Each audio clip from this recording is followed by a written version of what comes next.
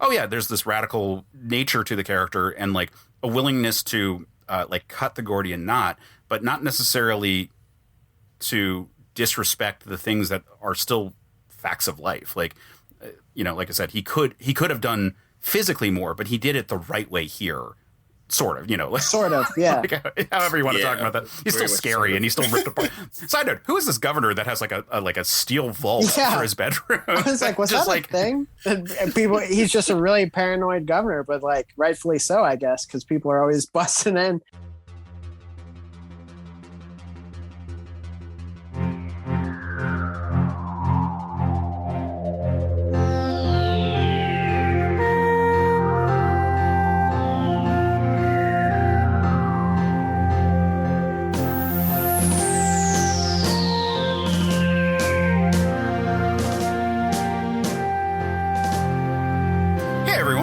Back to the Men of Steel podcast. I'm Case Aiken, and as always, I'm joined by my co-host, J. Mike Folsom. Welcome back, everybody. So happy to have you. So happy to be here today because we are getting down to the roots of what this show is about. Today, we are talking about Action Comics #1. And to do that conversation, we are joined by Adam from the Twitter handle Adam Talks Superman. Hello. Thank you for having me. You're right. Like right before we started recording, there's just no non-awkward way to introduce a person. You can only say like, thanks, guys. Okay, yeah, I'm happy to be here. I don't know. Don't overhype me, Well, there's plenty of hype for the topic that we're discussing, so that will probably be the bigger focus. But, Adam, this is your first time on the show. You have a whole Twitter handle that's dedicated to Superman stuff. In fact, I think you used to just be talking Superman on Twitter, right? Just give a minute to like talk about your interest in the Man of Steel. Oh, geez. So I like that I'm on this episode because my interest did start by kind of the more retro stuff, actually. Like I kind of got into it because I started collecting like 50s and 60s like tins and like ads and like weird stuff. I kind of liked rummaging through like old advertisements and stuff, and I liked like old weird stuff, and that led me to the oldest and weirdest stuff is like Silver Age comics, and I just like walked in the shop and got like, whatever the weirdest covers I could find. Like my first Superman comic is not like a traditional first Superman comic. It was like the day they nuked Superman. And I got like a comic that was, Superman's on trial in Bizarro World. And it just looked colorful and crazy. And then I just started realizing like, oh, wait a minute. Like these stories are kind of helping me process feelings with all of these absurd ideas, Like I'd then go into like New Krypton. It was like, oh, this is hitting me because my parents are getting divorced right now, and that's kind of like what's happening here, Comics is therapy, yes. Yes, that's honestly what I was. Since I was like a weird teenager, and I liked the heightened version of exploring all of these like new emotions, And Superman just ended up being I think like the best character for that. Yeah, I mean, I think there's definitely a reason why like Superman is the vanguard of the medium, as it were, and of the genre. But I definitely think that there's a certain amount of comics, specifically superhero comics, but like comics in general, like lend themselves to being accessible, even if they're not written for a younger audience, but being accessible to a younger audience. And a lot of superhero material tends to be about the process of maturation. Like I think that there's a reason why like teen superhero books often are very popular. In the 40s, it was a big idea to have like teen sidekicks or young sidekicks to go along with the characters. Yeah, exactly. And like, because the idea of a learning curve, like coming into your own and like sort of like getting to know what you can do and how you can impact the world, I think is such a tangible feeling that we all go through that it's wonderful to sort of put that in this metaphor where it's writ large. I think that's why things like Spider-Man works so well, and like why Captain Marvel, Shazam works so well. And you can see those roots when you go like, and what we're talking about today, the first superhero comic. Like we're talking about Action Comics #1, the introduction of Superman. And you can see how it is a person trying to impact the world without breaking it. And that is, I think, just a lesson that we're all learning as we're, growing up and realizing like, oh, if I slam my hand against a wall, I might put my hand through drywall. That's pretty bad. Yeah. And maybe that happened to me a bunch when I was a kid. Are you telling me in some case? or you kick a rock and all of a sudden the rock bounces off something and it breaks it. Like it's so easy to accidentally break a thing. And that is learning the limits of like how to control yourself. Because, when you're a baby, like there's nothing you can do that's like truly destructive. And then one of the things about becoming an adult is understanding like how to hold back, but at the same time, when is the time not to hold back? When is the time to actually impact the world around you and try to make it a better place for people around you? And I think that's, such a fundamental part of Superman, who is so capable. He has so much power of action in every moment. But at the same time, if he tries to solve all the world's problems, he's not going to succeed. Like even the most powerful version of Superman can't make the world a utopia without doing some irreparable harm in the process. We've seen that explored so much. So it's interesting to look here at Action Comics #1 and see it's a Superman who very much wants to stick to the shadows, who wants to do he wants to do the right thing in a lot of spots, but at the same time, he doesn't want to have a cultural impact. He wants people to be better, and he's just there to do what's right in the meantime. That's interesting. I kind of feel different. Not that we're going to get deep into it right off the gate, but I took it as Siegel and Schuster Superman does want to make massive changes. Like they have that famous story that is, who knows how well it's aged, but it's he World War II starting, and he flies over and grabs Hitler, grabs Stalin, and takes them to the UN. I think the roots of Superman is angry teenagers who want the strongest guy to come in and butt it. Yeah, I don't think we're necessarily contradicting here. Okay. I think I'm more to the point that he doesn't want his name in the story. He doesn't want the focus to be on him. He wants the deeds to be important, but not necessarily. It's not a publicity thing. Okay, right on. My bad. I missed. No. I mean, I think this is a natural conversation point there, sure. Because I think the Golden Age Superman is having a reckoning in pop culture right now of people understanding that it was a much more radical figure than what like the Silver Age sort of became. Yes. Like the like the Weisinger era of like it's going to be a little bit more like reined in kind of character versus like here. Immediately he's out there trying to stop someone from getting executed. Well, yeah. I mean, that's a big one. But there's that. There's immediately like his response to a wife beater call. Like everything he does is still in the service of like helping out the people who aren't normally helped. But the part I was responding to is him being like, "Oh, good, my name's not in the papers." Yes, that was very interesting. I noted that too. This read. Yeah, but so J-Mike, before you got on the call and before we started recording, Adam and I were talking about how looking at this comic, which is we're only looking at the 14-page Superman story in Action Comics #1 because most of the ways that you can get this only are that story, but it was an anthology that had several other stories, famously Zatara and Tex Thompson, who we talked about last time on the Golden Age Elseworlds story, appears for the first time in Action Comics #1.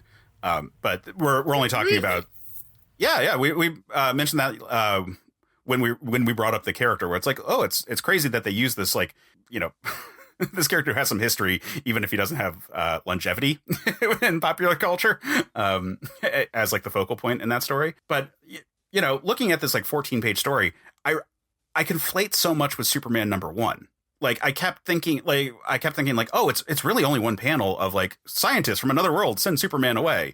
Oh, there's no Jor-El. There's none of the bounding. There's none of the Ma and Pa Kent. All the stuff that I'm like, oh yeah, that's all in Superman #1. That's not in Action Comics. You could have swore that there was the one panel that was like the Kents coming into the orphanage, and it was like, oh, we can't stop thinking about this little boy. That's not right there. Jor-El's not pictured or named. It's the origin is literally 3 panels on the top, you remember, not that they ever super went into it in the Golden Age, but it's so sparse and spreaded throughout that you just assume it was all in Action #1. Yeah. Also, I'm intrigued looking at it where I realized that they start calling him Clark and never like, oh yeah, this is Clark Kent, by the way.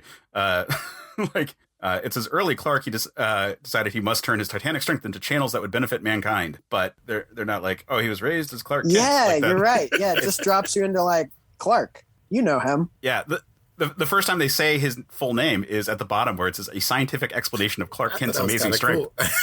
I love that, but I was surprised that it was on the first page. Like, I remember these panels, and I just swore it was like a later issue where they're just like, people have asked how Clark could have such powers, and like, oh no, it's right up there, right up front, like immediately leaping into it. Do you think that speaks to like, hey, this was for kids? It's certainly good for kids. I think it speaks to just how weird the concept was in a way that we take for granted now. Sure. The need to be like, no, we have to explain how it's even theoretically possible that someone could have the powers that we're going to deal with in the story. Like, you know, because they specifically cite the grasshopper for jumping and they cite the ants for super strength. Yeah. You know, and that's the main stuff that we focus on. Can we backtrack a little bit? So I noted we're on the first page, so I'm not sure how much we can backtrack. Well, let me tell you. You skipped the iconic, go back to the cover? The iconic cover, my dear boy. Because, well, you mentioned, like, how do people process this new idea? And I just, because I wanted to talk about the cover, because I think it's a fascinating thought experiment to think of if you were a 10-year-old boy in 1938 and you saw this cover with no preconceptions of what a superhero is, how do you perceive this cover? And I think people forget things like, first of all, you don't see a lot of things in color. And this is a guy in red, blue, and yellow. Who else was dressing like that in the 30s? And you have, how do you process a cape in 1938? How do you process tights? Because a lot of people point out that the tights are look like a strong man, which is true. But the fact that it covers the whole body, and I believe Schuster mentioned that this was the goal, was it looked like a guy from the future too. And I think that's kind of gone from our modern viewpoint, you know? Yeah, it's true. Like the outfits have become so just a part of the medium now that we tend to just sort of take for granted that someone would wear a skin tight outfit to be a super being. And, they've jumped through so many narrative hurdles over the years to make it work. Here, again, the strongman comparison is brought up a lot, but yeah, any kind of circus performer kind of has that vibe of, but it is still different. Like you mentioned the future element. We just did an episode on the novel It's Superman, which basically leads up to this point in, it's set in the first the Dust Bowl, and then leads up to basically Action Comics #1 is the end of the book. The epilogue happens after this issue, but we're sort of getting there. And in it, they have it being a rejected movie costume for an alien, is how he ends up with it. And it's why is it an S if they're from Saturn? Do they have English? That makes sense. Yeah, because there's no, hey, my mom made it for me in this. He just puts it on. And there's no explanation of why he's wearing this in this issue. And when they show his feats of strength as a youth, or as a baby on the first page, and then they show him, I was surprised. He's in a suit leaping over buildings, and then he looks like he's a construction worker, picking up an iron girder. And I was like, oh, that's pretty cool. And then he's back to a suit outrunning a locomotive, and then he's Superman. He's in the blue tights and cape, and it's such a different look from what anyone would really be wearing. It's very odd if you really think about it. I always forget that opening where his neck comes through was so big back then. I love that. I love when he got his full traps on display. I think that really adds a lot to the strength aspect. Wow, I forgot the costume used to look like that. Yeah. Full traps. How about thirst traps? Yeah, I mean, it is really interesting looking at how the costume is depicted here. Part of that is Schuster is sort of an inconsistent drawer, but we've got the decision on what it's going to be colored as. Throughout the book, it kind of alternates between him having red boots versus more the sort of cross hatching, which I've seen them interpret more as straps in later versions of it all. What everyone calls the underwear over it, that part is just straight up strongmen wear that because your pants will split. Sure. If you have cheap fabric. Like, it's really hard to make, like, especially a unibody, but like even just pants that if you're a strong man do, like, wear jeans and consistently pick up heavy stuff, guys. Like, you'll know, you'll at the very least feel the tension. The S symbol, like, it's wildly different from the cover. It looks more like a shield. And then when we actually get into the issue, some of it looks more like a triangle. It's the issues. Now this must be like a space or coloring issue too, but there's like no red in the triangle for a lot of the issue. It's you're right. Like, I was kind of surprised recently how I always thought the first S it has that little divots on the side. And I was kind of surprised to learn that's just on the cover. And then for the rest, for a while, it's just a straight up triangle. Yeah, there's like some sort of border on it, but it's not super detailed. Again, Schuster, very creative and instrumental part in terms of the action.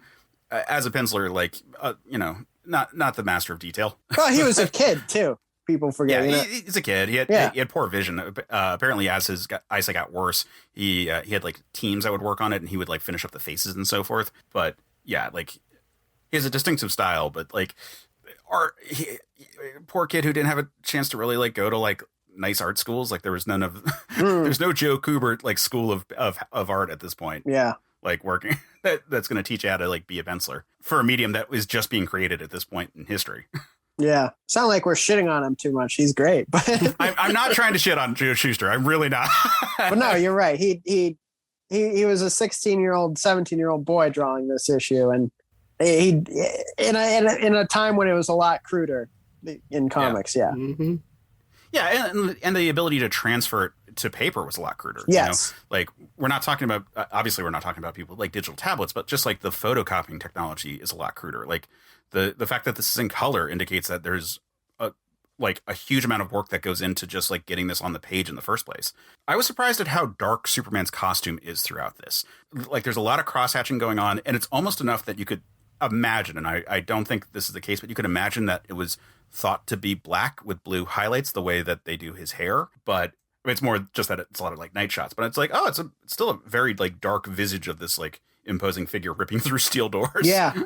There was this isn't an observation of mine. I think this was in the Larry Ties book. If you guys have ever read that, he talks about how they purposely kept it vague if this guy was good or not. Like, he kind of was supposed to be a little bit scary, but we obviously just don't think. We just know he's Superman. But even like, to go back to that cover, not to keep going us back, like, he's smashing a car. Yeah. And what's interesting about all the guys cowering is that they don't look like classic gangsters the way gangsters would be drawn during this time. Like, they have no scars. They don't have, their 30s gangster hats on or whatever, carrying Tommy guns. So they're very, they want you to think like this guy might be trouble. We don't know yet. Yeah, the moral ambiguity. I read that part in Ty's book. It is interesting how, again, us looking at this in 2022, we grew up with Superman as like a pop culture figure all our lives. Like, going back and being like, could you imagine seeing this issue with completely fresh eyes for the first time? It's hard to even imagine. I'm fascinated by that, but yeah, exactly. And you're totally right. Like, looking at it, like, the one guy who's like kind of under the car doesn't even have a jacket on, which, so certainly not the more like kind of like suit looking kind of like gangster style. Yeah. But then when we actually get into the story after the 1-page introduction of being like, Rocket from an alien world, not even called Krypton. He's strong. He's fast. He's like a bug, maybe. It's Superman. We immediately jump into this whole thing where we've got him leaping with a bound and gagged woman, looking for the governor, breaks in, fights people, gets shot, like, in the process, but is like, nope, we've got a person who's on death row. We got 15 minutes. You can do something about it. Like, and like forces his hand. It's like, here's the evidence.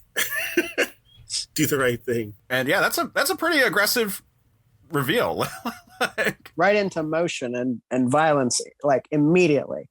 Yeah, but violence, not like, because the other side of it is he could have just freed this person from death row. And he is making sure that at least the part of it, like, he sees that there are systems in play that like you do need to respect this part, because if he just freed the woman who's on death row, she still would be a wanted person. So like he is using his power in the spots appropriately to force the action to have consequences, as opposed to just being a Band-Aid. Like what we're talking about, like, oh yeah, there's this radical nature to the character and like a willingness to like cut the Gordian knot, but not necessarily to disrespect the things that are still facts of life. Like, like I said, he could have done physically more, but he did it the right way here. Sort of, sort of, yeah. Like, however you want to talk about that. He's still scary and he's still ripped apart. Side note: who is this governor that has like a steel vault for his bedroom? I was like, what's that like, a thing? And people, he's just a really paranoid governor, but like rightfully so, I guess, because people are always busting in. Yeah. It made me think of Dune, where like when the hunter seeker just shows up in Paul's room, and it's like, oh, that's a fact of life, where things just try to murder you in your sleep all the time. But I have a question about, because you mentioned the book that you read was like a prequel to this kind of. Was that the adventure of capturing this the true murderer here? Because I was no okay. It's like a longer story of like a young Clark Kent first like getting through high school and then like traveling around with like a photographer he meets up who had run afoul of Lex Luthor. It's not, when I say it like leads up and basically cuts off heat at Action Comics 1, it's sort of like Superman makes his public debut and people are still kind of discussing if it's a real thing or not. Bad thing. Yeah. Okay. And then Lex Luthor, who he tangles with in that book, goes into hiding, and sort of setting the stage for his return later in the series. I was just wondering, because I was surprised on this read through. Like, I think I forgot that it starts like at the end of one of his adventures, pretty much. Yeah. It seems like it's an unconventional structure for something so old. I don't know. Yeah, it feels like the serials, like looking at like we've talked about the radio show a lot, and like when you just jump into any radio show episode, it's either a continuation of the current story arc or it's the end of the previous one. Yes. Or it might be like, or it was teased at the end of the last episode and they're picking up with like the tease just being expounded upon. Like we just did the second Superman Batman crossover ever. And the opening of it, like half the episode is them dealing with a bunch of little people upstate who stole gold. And I started listening to this episode and we had guests coming on who I wasn't sure how they were going to respond. And I'm like, did I start them off on like just a random ass episode that has nothing to do? And then halfway through it shifts into like, oh no, well, now that we're back from upstate dealing with the little people, and like they call them dwarves, and all that. It's like, oh, well, we're going to go head off to the Y with Dick Grayson. Okay, cool. Like, oh, I guess we're back in the story. Okay, cool. That was a fun story. It was, but it was a real weird opening. Yeah. On that one. And it feels like that here. And like that kind of storytelling would have been popular for radio shows. It would have been popular for the serial like picture shows that you would see like before you go to see a larger movie, or like the Saturday morning stuff. So because everything's done in these formats where while the stories aren't necessarily connected, they bleed into each other so as to keep the audience on the hook. And this feels like the kind of writing for people who are like obsessed with those kind of things. Get the wheels moving right away. Yeah, exactly. Like these are nerds. Like there are people like they're into the pop culture of the day, and the pop culture of the day has lots of stories that pick up halfway through. Like it's the same way that like Lucas, obviously not for the original release of it, but like went back and made Star Wars Episode 4 to hint that like, oh yeah, it's a bigger story that we're just like jumping into the middle of. Yeah, that's awesome. Yeah. That's a good observation. So someday someone's got to do the Superman prequels. Or not. or we're good without it. I'm good without it. I kind of like just picking up midway. I like that. Oh, yeah. It's definitely the better way to do it. We don't need prequels to everything. But then we get the spot that we mentioned that really took me by surprise. Like the one thing that like I honestly didn't remember, where he says, good, I'm not mentioned. And like that part I thought was such a cool element there. It's like the thing I've said a bunch where Superman starts off more as like a title, like it's a Superman or the Superman, as opposed to just like us having like this familial kind of nature with the character being like, oh, Superman's here to save the day. Yeah. We think of it. It almost feels like what we think of Batman now. of like his origins usually start with like, oh, he's a myth. No one's quite sure. A lot of these older Superman stories on the read through is very much like, Is oh, he real? yes. And we don't think about Superman like that anymore. But that was a huge part of his early stories. Yeah, and again, like in a world where we're all used to the idea of comic book superheroes, it doesn't seem so groundbreaking. But here, it's like the next panel is like, gentlemen, I still can't believe my senses. He's not human. Like, yeah. You know, it's because it would be like baffling to any person to actually encounter a being who could just even the mundane examples he has here, which is he breaks a door, he gets shot, but doesn't die. Mundane is in quotes, and then rips apart a steel door. Yeah. But relative to other stuff Superman can do, this is all fairly like low effort. But it still would just like it changes your paradigm of how you would approach the world. Yes, it's everyone who's doing wrong in this issue. It's a very much like, oh, this changes everything. Yeah, we can't. Whatever system that thought it was on top is now turned upside down. Yeah, and then we pick up with Clark Kent at the newspaper, The Daily Star. The Daily Star, yes. Although I don't think they say George Taylor at any point. It just says Chief. Yeah. Again, just stuff I conflate between this and Superman 1. I do like where it's just like, oh, we just got a hot tip that there is a wife beater, and he's just like, I'm on it. A lot of newspapers get calls that like, hey, someone's getting beat right now. Go cover it. I mean, it's got to be real bad. I guess. And like, good thing he shows up to stop it, because apparently it's bad enough that someone called the newspaper. Yeah. I mean, I guess like the guy specifically is like holding a phone. Maybe he might have some connection to like police lines or something like that. A phoned tip, it says. Yeah. Who knows? Maybe a neighbor called him. I don't know. But thank Christ he shows up and is just like, yeah, like, what do you think you're doing? Like, I'm going to throw you against the wall now, dude. You asked for it. It's like he's straight up like he doesn't ask any questions. He just runs in and takes care of the problems. Well, when you walk in and there's a dude holding a belt like that, like it's pretty obvious who's at fault here. Yeah. And he gets stabbed. Yeah. And the guy passes and then the dude out. faints. Yeah. And yeah, that again, like that is the type of thing where if you, I mean, obviously this is not a good person who's like flabbergasted at this all, but if you had a knife and you tried to stab a person and the knife bent on their skin, that would make you question some things about the world. Yeah. So much so that you faint. Yeah. You get the vapors and you faint. Classic scene though. Yeah, I know. It totally sets up this like Superman who really does care about defending the weak. There's a reason that when people talk about Golden Age Superman, this is like the second sentence they say. There's these 6 panels as mentioned, you know? It's crazy to think like you can look at these and imagine these like really being like a newspaper strip. Mm-hmm. Like they're all formatted in the horizontal line. Most of them are 3 panels. If they're 2, they're wide panels. There's like a lot of like the language of comics hadn't really been developed yet. So, you know, there's no big splash panels. There's nothing quite like that.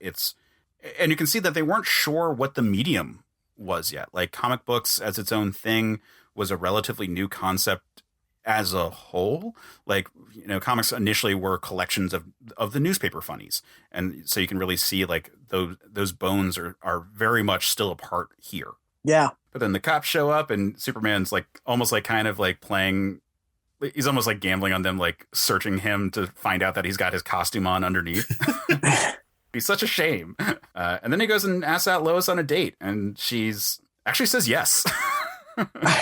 I suppose I'll give you a break for a change. It's kind of a thing that's outdated now, but I think it is undeniably something that made the character connect with people so early, is that Siegel was really projecting, oh, girls don't know that I'm maybe a better guy than I look on the outside, you know? That's definitely in full effect here. Yeah, like the whole, I mean, the secret identity part, like the element of, again, talking about like how Superman kind of like relates with like maturation. A lot of people, as they're coming into their own, aren't really sure of their own value. And like, if they're confident, it might be about a thing that other people maybe don't see. And I think that can be taken to toxic levels for some people. Like there's a lot of like, I'm really the nice guy kind of energy nowadays, but I I don't think that the root of it is the problem. I think that too many people internalize it negatively, and too much of our culture is built around it. But I think that here we can still see that it's, it's well deserved, and he's confident in plenty of other spaces. He just is dealing with Lois Lane, the fiercest person in comics.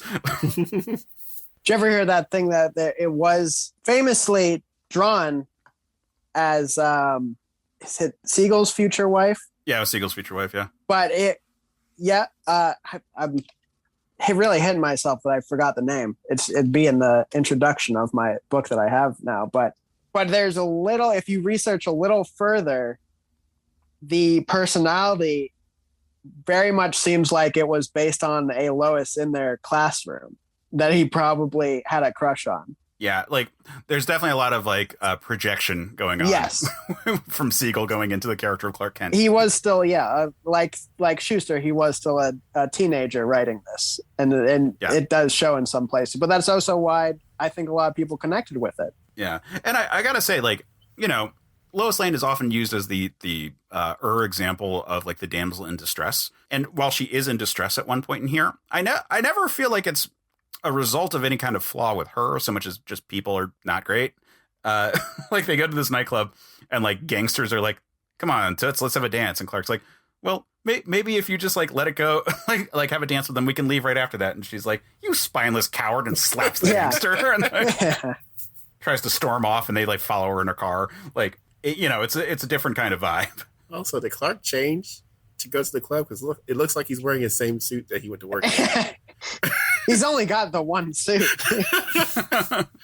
I mean, it is the Depression. Like, And he's on a reporter's salary. He spent his last 2 nickels on that. Meanwhile, Lois is in like a very nice, like fetching red dress and like a fur coat, or not a fur coat, like a nice blue overcoat. Versus her, like, I don't know what you would call it. I guess it's a blouse. We don't know the fashion of it. I can see it's plaid. That's all I can say to it.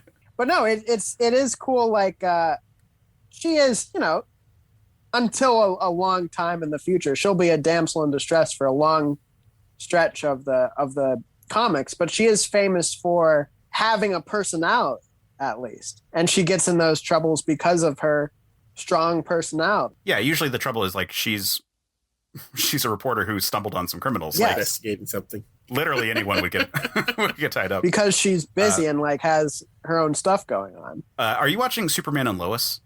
I'm a few episodes behind. I am too, but there was an episode this season where she and her father, who in Superman and Lois is the General Sam Lane, where they're tied up, and she's like, the dad's trying to like break free, and she's like, that's the wrong kind of night. Just like fighting is, or the wrong kind of knot. Fighting it is just going to make it tighter. And he's like, how many times have you been tied up? That's a good bit. And it's just like, that's just, part of the deal when you're Lois Lane. Yeah. Like random ass gangsters are going to tie you up and try to do stuff, but you'll get away because you're Lois Lane. I feel like this is a little bit of a tangent, because there's obviously like a lot of backlash to how much Lois is saved and how much romantic interest should be saved. I feel like that's not it doesn't diminish her to be saved, I don't think, but it should be balanced out with more her saving Superman on the flip side, which is a more rare. Because I don't think if they're husband and wife as they are now, if I'm talking about like modern era, I don't think there's any shame in saying like, sometimes your loved one's going to help you out. Yeah, oftentimes with her being more focused as the reporter, like Clark's a reporter too, but her being like doing these like big deep dives, like oftentimes the biggest change, getting back to like what is the social good of their work, oftentimes is her like discovering corruption or like getting to the root of some sort of problem. And Superman is like effectively, he is assisting in that as well, but he's also preventing her from getting killed and like being a bodyguard in a situation, and she's doing like honestly the bigger actual work. Sure. Mm-hmm. Because one of the radio dramas that we did, they were in a plane, and they dropped her out of the plane because she was being too much of a nuisance to them. She was fighting them back, and they were like, well, just kick her out the plane. Classic Lois. And Superman was like, oh no. Man, those radio dramas rule. Those Lois kind of thrived in those too, didn't she? Because they were so like detective based. Yeah, because Lois was usually, she would be investigating and she would get herself kind of into trouble, but she never really went down easy. She always made them work to capture her. But a lot of times she could get herself out, but like Superman would just come in and like bulldoze his way through a couple of scenes. Sure. Yeah. Like we recently reread the Man of Steel John Byrne mini, and what is it, issue 3 that reveals Lex Luthor, issue 4 is Lex Luthor, and he like plans to have terrorists just show up on this boat. Yeah. And her response is she kicks a guy in the nuts, steals the Uzi, and like definitely has a body count just for that issue. Like Superman shows up to like save the day, but by save the day I mean like stop more casualties from happening from Lois Lane. Which is it's a take. So she storms out after Clark Kent is a coward, and she calls a cab. but all the gangsters are like, that damn broad, she slapped my face. And they chase after her cab. But meanwhile, Superman is also stalking them. So they run the cab off the road, they take Lois, and then Superman shows up to toy with them first by like in a real like vampire fiction kind of way, you know, or like a monster movie kind of way, where like you see a person and like in your headlights, and then like where'd they go, they're behind us, it's chasing after, like it's like you said, like it's preternatural. It doesn't necessarily feel like a good guy so much as like this scary outside of reality kind of thing. Yeah, I take it too as this kind of bravado, this confidence is kind of lost in a lot of modern Superman too. You know, like that kind of the toying with them, as you say. Yeah. Now he's maybe for better or worse, it's straight to business, but there is kind of a little charm, I think, lost in when you know he just has something totally under control and he plays a little bit. Yeah, I was thinking about that when he like leaps over the car as it's like heading towards him, and then runs after it, and like, oh, I guess if he is so fast that like he can easily catch up to a car, it's like a parent kind of like chasing a toddler down, or a cat chasing a mouse down, you know? Oh man, like, that rings true. There's no chance that car's getting away. Yes. I was kind of disappointed that like at no part during this whole thing does he go, this looks like a job for Superman.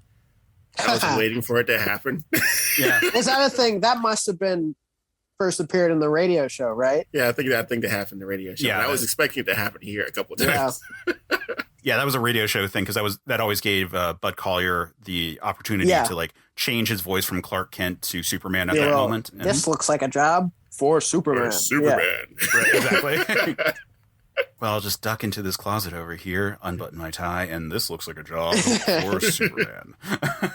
Then we get a shot that honestly might be the first spot where the argument of is Superman jumping or flying comes up. So after he picks up the car, shakes the guys loose, smashes it in just a recreation of the cover. He grabs one of them and takes him up a telephone pole. I think what he's doing is he's holding on to like one of the climbing hooks.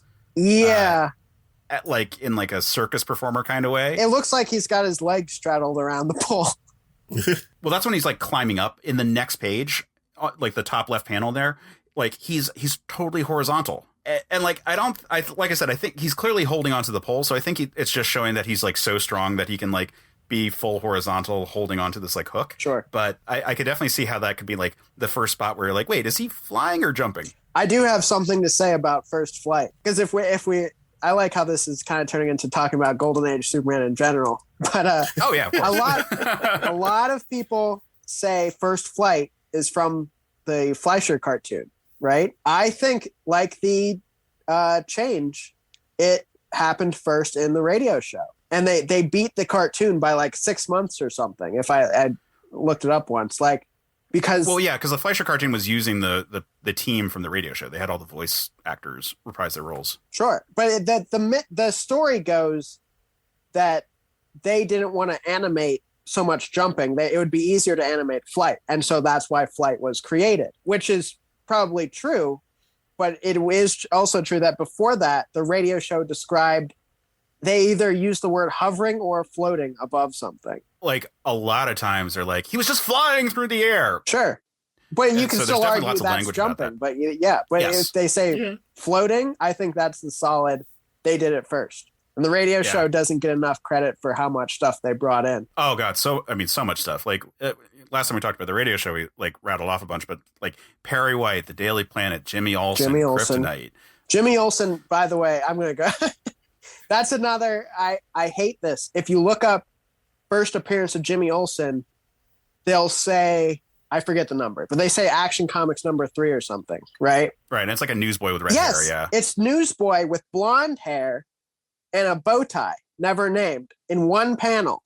That is, I'd say no, that is not the first appearance of Jimmy Olsen, and radio show needs full credit for Jimmy Olsen. Oh yeah, especially for Jimmy Olsen as a character. Yes. Like even if you're trying to be like, oh yeah, well we headcanon it's this guy. Like no, it's Jimmy Olsen shows up like fully formed in the show. With an intent to be Jimmy Olsen. The equivalent would have been if you looked up a Silver Age Batman comic and you see a lady dressed as a clown, you say, oh no, the animated series didn't make Harley Quinn. This comic did. Right. Yeah, that's just a little rant from me. Get back to the comic. We're always down to rant about the radio show. Sure. and you know, it's fitting for us to like talk about everything that, you know, comes from it. Like there's a conversation about what is the golden age Superman, and then there's a conversation about what is Action Comics #1 Superman. You know, like where is that difference right there? Like we said, like all these like trappings that have been part of the character for like 80 years just aren't here yet. You know, like it's so early there, and it's interesting to see those things versus then what we think are, you know, the more in quotes modern stuff from like the 60s.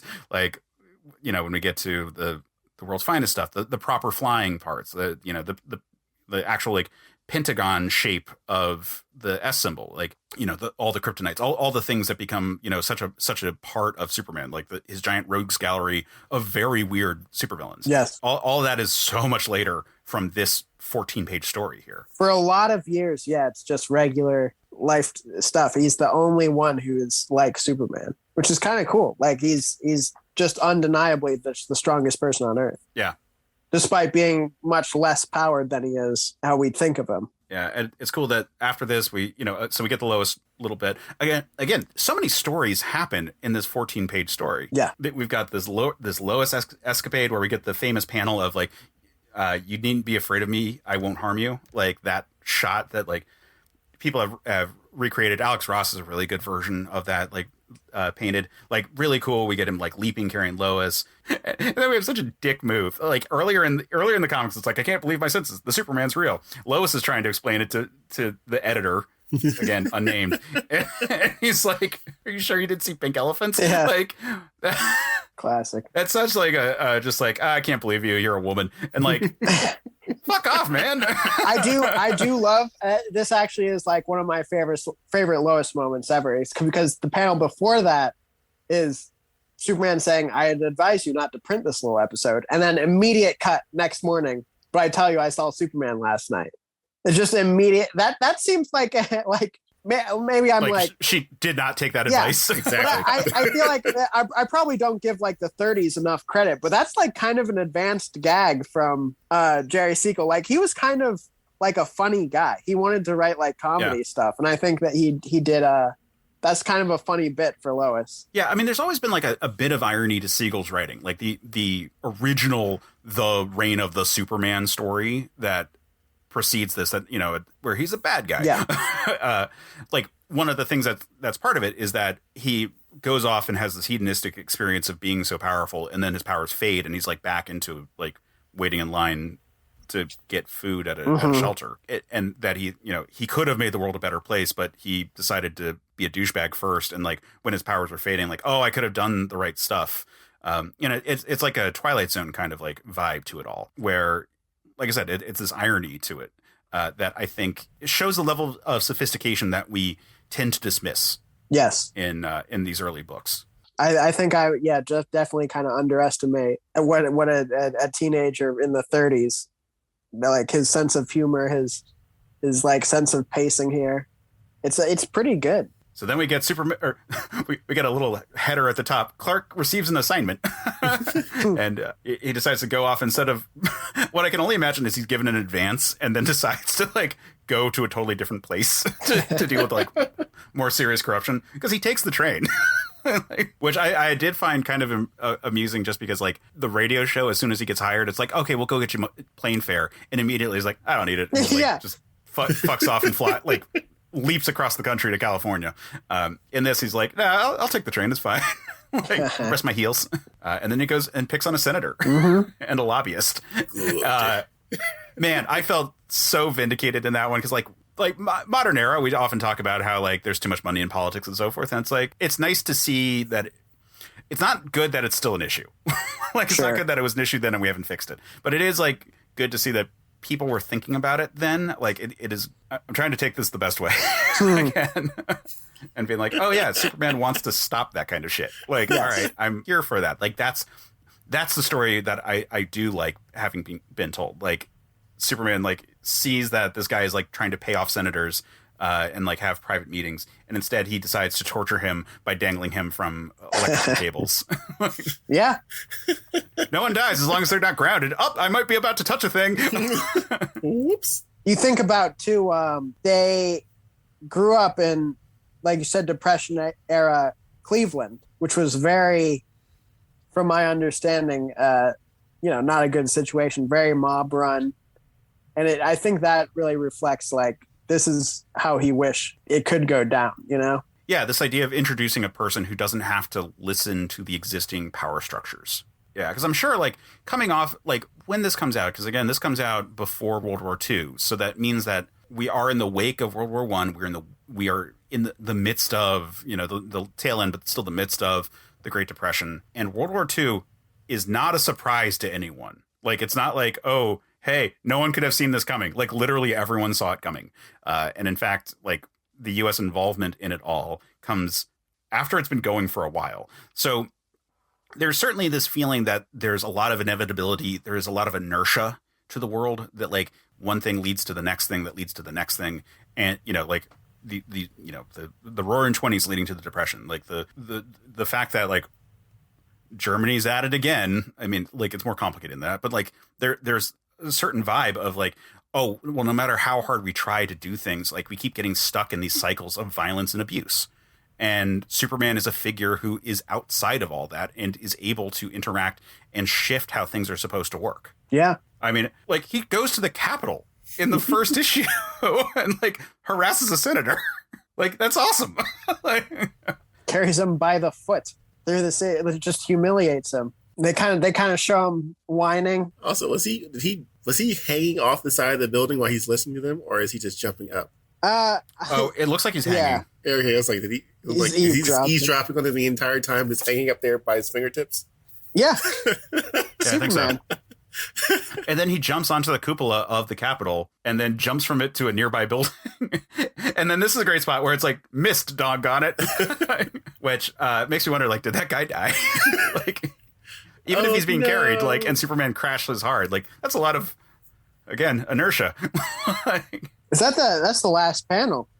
Mm-hmm. Yeah. It's just like, and then the next is like, Superman's a sensational character. We'll be back next time. I will say we maybe should. That's a kind of a weak last line for the Miss Dog. This issue took off for a reason. You can definitely tell it would make an impression, but the last line being, shoot, that's a little. That needed rework. Well, imagine if this issue only, like, if it was just this issue. Because, like, looking at it, it's like, oh, yeah, it's kind of like Amazing Fantasy 15, where it's, like, it's not a Superman book. It's just they did a Superman story. And, like, if this issue never, like, if it didn't sell well, it could have just been a one and done. And that story could have ended with, like, the last thing Superman ever says is, doggone it. Yeah. Yeah, it's just so weird looking at this snippet of time where the character wasn't the cultural phenomenon that he would be. Like, even by the time you get to Superman #1, he was, like, revolutionized a medium, established firmly a genre that had never existed before in the way that it does. You know, obviously, like, there's comparisons you can make with, like, Wiley's The Gladiator, or, like, Pulp Fiction stuff like The Shadow or Tarzan or John Carter. And obviously there's, like, going back to, like, Grecian heroes and, like, you know, all demigods and tall tales of people who could, like, wrestle rivers and so forth. Like, that by itself isn't new. But to have this sort of, like, through the conceits of the science of the world, a character that can exist this way, who has this sort of like motivation to do good and is being depicted in this very visual format. It's so crazy to look at how revolutionary this all is and then realize that like we can't imagine, like our brains just can't imagine a world without superheroes. There's so many things, like you said. Yeah, he's very inspired by Tarzan, John Carter, a lot of Doc Samson, even though they wouldn't admit it. Oh, Clark with the Fortress of Solitude? Right. Yeah. There's so many factors in here, though. The suit, the identity, the constant action, and the willingness of what he's going to do. You see how this is the spot of now those guys are superheroes. The medium has been elevated and evolved into this next thing. It's such a clear point of that, you know? That's why there's little debate why he's like the first and not, you know, why Tarzan is not the superhero. Superman is the superhero. Yeah, and I mean, like, that's not to say that those weren't influential. I mean, no, they're very. There is a part of California named after Tarzan. And then I know we weren't going to talk about this, but I just happened to like turn the page because the book I'm reading for does have Zatara after it, and it's a tough read. I'm just very conscious of like if I was a kid and then I got to Zatara next, and it's a lot of black and it's a lot of kind of more basic ideas. I can see why Superman it's the clear choice to put on the cover, and it's the obvious winner of the series. Yeah, can you imagine if they just like went with a picture of Zatara pulling a rabbit out of his hat or something? People would just be like, Action Comics, astounding magic with Zatara. Yep. He says things backwards. Yeah, so again, it's astounding looking at this and realizing how much I had just inserted details. Like again, like the Krypton stuff, the Ma and Pa Kent, like all the stuff that's like Superman #1. It's surprising to see how much story is packed into 14 pages. You know, again, this is only part of an issue. It's not even the full issue by itself. And we've talked about multiple arcs that if Brian Michael Bendis was writing this, would have been like a year worth of stories. Yes. Not to put too much shade on Bendis, but he likes to decompress. And this is very compressed. Like there's a lot. It's very packed. It's a really cool read. Yeah. I just think if it hadn't taken off, like you said, miss, doggone it, would have been the last words we'd ever heard. So I'm really glad that we actually had a chance to look at this now, because we had talked about doing a couple different things, but specifically we were looking at some Silver Age stuff. So I'm glad that we extended our time in the golden age of Superman a little bit longer and actually got a chance to talk about the first appearance of Superman, because it's amazing that we're 90 plus episodes in and we actually haven't talked about this issue yet. You're calling us out. You guys, you should do more Silver Age stuff, though. I gotta defend the Silver Age a little bit. Oh, I love the Silver Age too, but like we've been doing some Golden Age material, so I'm like really glad that we could like keep it going for a minute. I have one more anecdote. Yeah, go for it. I just thought it was worth mentioning because it's kind of a really cool like tourist spot that I recommend doing. Is I visited in Cleveland Jerry Siegel and Joe Shuster's childhood homes, and oh really? Yeah, and the interesting thing about it is I wanted to. This is like the nerdiest thing I've ever done, but I wanted to. You're on a podcast with two people who talk about Superman on a bi-weekly basis. You're in good company. I thought it'd be neat to walk from Jerry to Joe's house because I had read that's how, that's what they did. Jerry would walk to Joe's house and then they'd go up to his room and work on the story. And it was kind of cool. Like Jerry Siegel's house is all whoever's living there now. They're both like preserved, monuments now, which is its own story. But it has like a bunch of Superman stuff on it. Like whoever's living there now, like really leaned into it. And then Joe's house seems very like guarded, like they have cameras everywhere and they have a fence around it. But the cool thing is on the fence are large blown up pages of Action #1. So it was a very cool experience to read Action Comics #1 right in front of the house where they, worked out the character. Like you would read a page and then I'd look up on the window and be like, oh, was that the room where, So that's just a very cool location I recommend for Superman fans if they want to make a pilgrimage. That's awesome. I remember on Twitter you like had shared some pictures of that trip, and like it's cool that I don't think I processed that like they have the actual pages up. Like that's awesome. Yeah, that's like my pinned tweet. That's so cool. Yeah, so Adam, thank you for suggesting that we actually talk about this one. That wasn't originally on the docket for us, but in this particular run of doing Golden Age material, because we kind of like jump around. So I'm really glad that we got this in, because it's so much fun to look at. There's so much energy and so much excitement in it, and it's so new at this spot. Oh my God. Thank you so much for letting me do this episode. First time guest getting action number 1. Like that, I feel like that's like a big ask, but you guys let me do it. Like that's like if I had asked, like if you were going on like a podcast about restaurants and you're like, fine, I want to do McDonald's, you know?